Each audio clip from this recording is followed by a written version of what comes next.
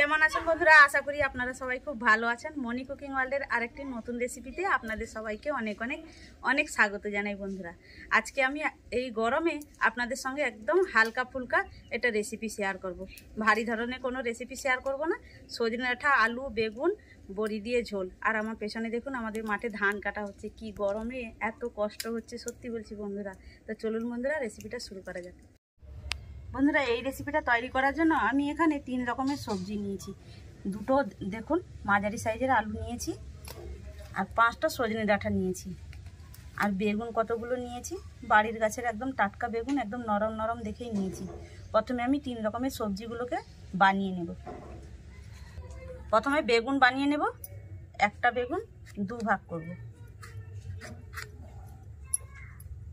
আর দেখুন বেগুনগুলো একদম নরম। সাদা বেগুনটা 4 ভাগ করেছি। আর দেখুন বেগুনগুলো কিন্তু একদম নরম। এবার জলের মধ্যে দিয়ে দেব। আলুর খোসা ছাড়িয়ে নেব।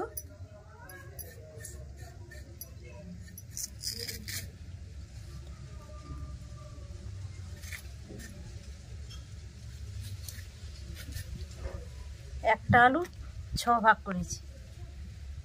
এবার জলের মধ্যে দিয়ে দেব। এবার সজনে ডাঁটা বানিয়ে নেব।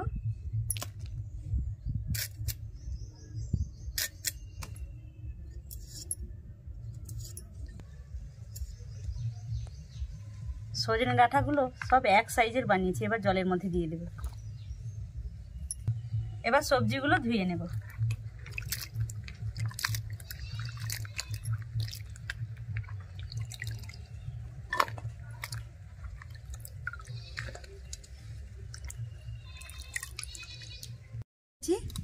কড়ার মধ্যে তেল দিয়ে দেব।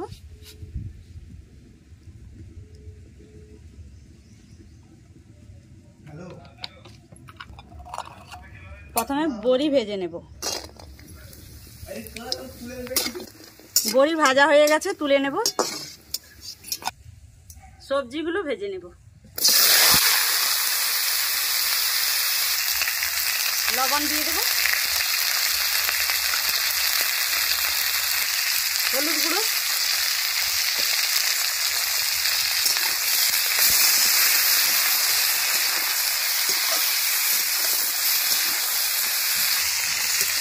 সবজিগুলো হালকা করে ভেজে নিয়েছি। এবার তুলে নেব।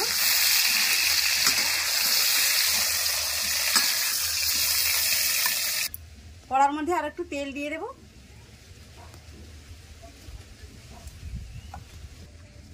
দুটো মাঝারি সাইজের পেঁয়াজ আগে থেকে কুচি করে রেখেছিলাম, দিয়ে দেব।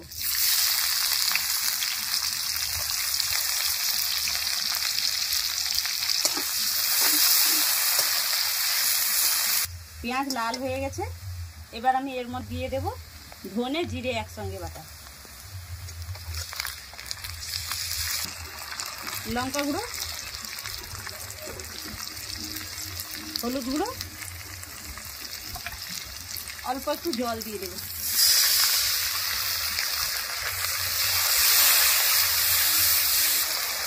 লবণ,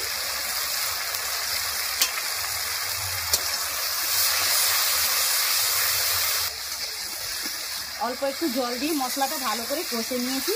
এবার ভেজে রাখা সবজিগুলো অ্যাড করে দেব।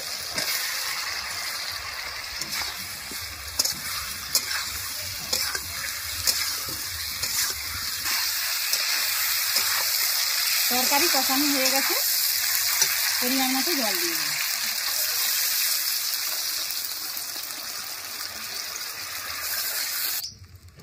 ভেজে রাখা বড়িগুলো দিয়ে দেব।